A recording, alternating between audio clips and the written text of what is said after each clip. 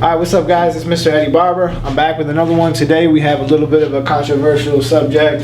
It is flip fade versus guideline method. Flip fade, what I mean by that, and maybe I didn't find the right words to convey to you this, but when you're using the flip of your wrist to achieve the fade versus when you're setting in guidelines and you're working through your steps. We're going to go through the pros and the cons of each one. Of course, both techniques can be used and produce a good result. However, which one is the best to use, or maybe we can actually use a little bit of both. So that's what we're going to get to at the end of this video. We're going to tell you when to flip, in my opinion, when I think the best and most productive way to use that technique is. So anyways, let's just go through a straight flip fade here. Okay, so in the flip fade, and trying to basically skip steps and not use your guards to either save time or to achieve a fade in a more steep or small amount of space. For instance, if I had to do the fade in between this much space, then a flip fade is certainly going to be the way to do it, because I can't work 5 guards in this small amount of space, right? However, I could work one flipping motion in this small amount of space, and I could produce a mediocre result with that, and maybe it would be passable, okay? This is something that you might use in a high fade, because if you did the fade high enough on certain military people where the parietal ridge was here and you were doing the fade well above it, well, in some cases you might have to do a flip fade because this person might wear longer hair on top. If they wear it shorter, then you can do the fade towards the top using the guideline method.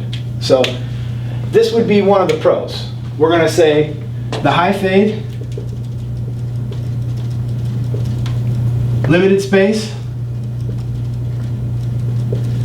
and we could also save time in this. It's actually kind of conducive to use this during the blowout, but not so much on the back part of the blowout. Okay, so on the taper, we're gonna probably find it easier to use our system where we're using the guideline method. However, on the blowout on the side, you have limited space here, so sometimes some wrist flipping would be good. So we could use, that would be under limited space, and that would be under a blowout and certain things like that.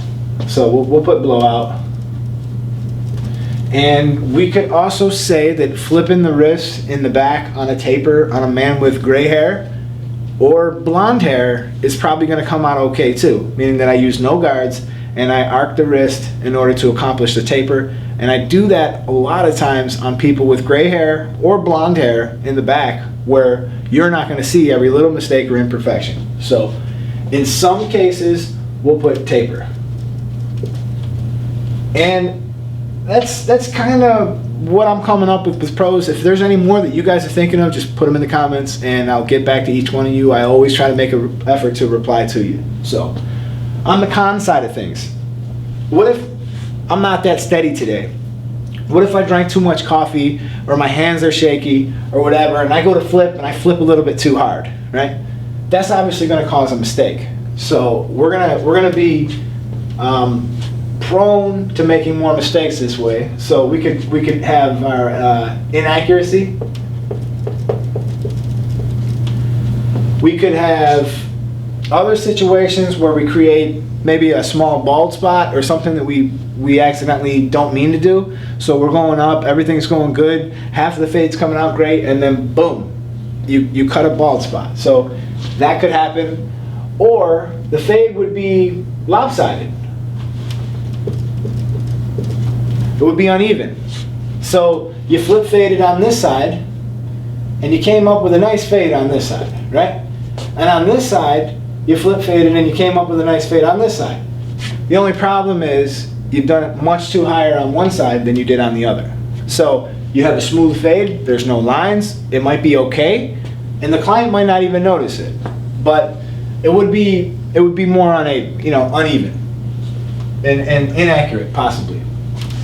So on the con side, there's not a whole lot.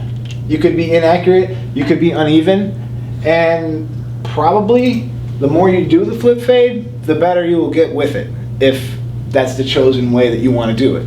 But in the grand scheme of things, there is some pros to it, actually, believe it or not, and it doesn't necessarily mean that you should rule this entire technique out. So Let's go over here to the guideline method. Okay, the guideline method is when we use the fade scale, which I'll go through, and I do go through in my videos, Barber Class Online, and I also have a video called Anybody Can Fade, and I'll put the links to them at the end of this video. So anyways, we go through the fade scale and we decide to put our lines in. We can be very accurate, and we can have the fade start from the same spot on both sides. We can be extremely careful, and we could go through each and every area, assuming that we have enough area. So if we got to get the skin to the number 2 on the top, if we have a lot of space to work in between, then certainly using the guideline method is going to be good, because we'll be able to do the half, the open taper, closed taper, and we'll take all those necessary steps to come up to that number 2, and we'll have that space. So if we have the space, we'll have a smooth fade. Okay, so that's kind of where you got to tell your clients once in a while too. If the client wants a really high fade and you instruct the client that maybe we don't have to do it that high, if I did it a little bit lower, I would have a little bit more room to come up with a smoother fade, they would probably go for that, and that's up to you to educate your clients. So that's on the pro side of things. And in the method of the guideline method, it's accurate, it's smooth. Now, there's probably some other pros here that I'm missing, but I'm going to jump over to the con side of things. So it is time consuming. If you go through all these methods and you use every single one of your guards, it will take you more time than doing the flip fade process. However, it will probably be more accurate, so the time will be worth the amount of effort spent. But the other con that I see using solely the guideline method is it's possible that you might struggle when all your guards are not working properly together. Because yes, in theory, when I use all my guards in the proper way at the proper time, I should come up with a perfect fade every time. But why don't we?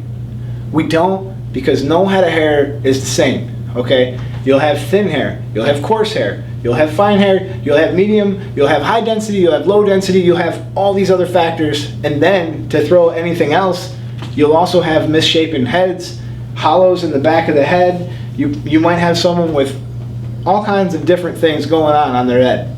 So using the same strategy for everybody obviously is not going to work, okay? So in some situations, you might find that the guideline method works well, and to some extent, I think that the real answer is to use both of these methods together.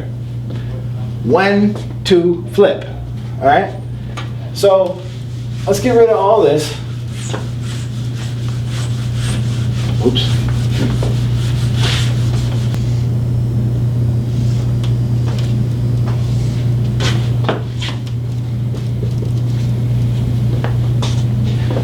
Okay, so this is when I would instruct you to flip.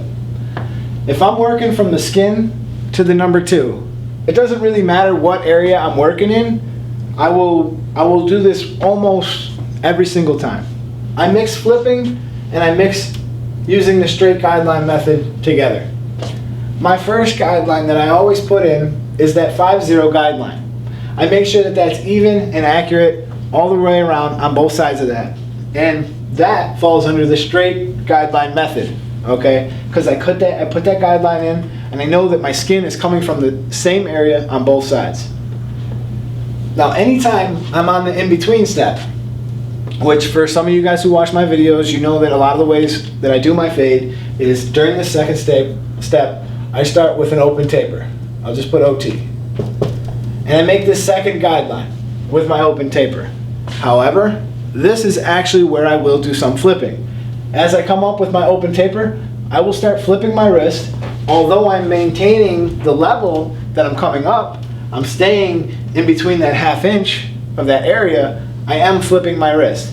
But the second I begin closing my clipper down, closing the lever, and beginning to erase this line, the second I begin doing that, I reduce the amount of flipping I'm doing entirely. And I begin to level this clipper back out, and I get each and every bit out of each guard until I've gotten rid of that line below it. On the following step, with the half. So we have the half open, and towards the bottom of this step, it will be half closed.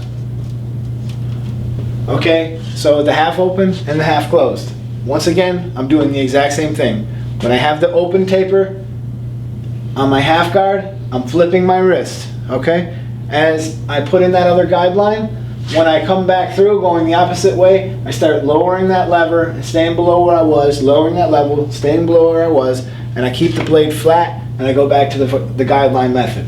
And obviously you can see where I'm going with this, that each and every time that I have the lever in the open position, I would say that you have a degree of safety when you're doing the wrist flipping to catch yourself before you make any mistakes and prevent yourself from going too deep into the hair. This is the way I see it, this is the way I use it, and I think that if you mix both of the techniques together, you'll come up with a pretty good recipe to be able to come up with good time and good, accurate, quality work each and every time. So that's all I got for you guys today. And by the way, we've hit a milestone last week. Looks like we hit 10,000 subscribers. I'm eternally grateful to you. I'm trying to put together a little care package, and I'm going to be doing another giveaway on the channel. So once again, I want to thank you guys from the bottom of my heart for all the support, all the comments, the outpouring. It has just been tremendous, and I appreciate you so much. And stay tuned, because we're going to be doing a lot more videos to come. Mr. Eddie Barber, and I'll see you in my next video.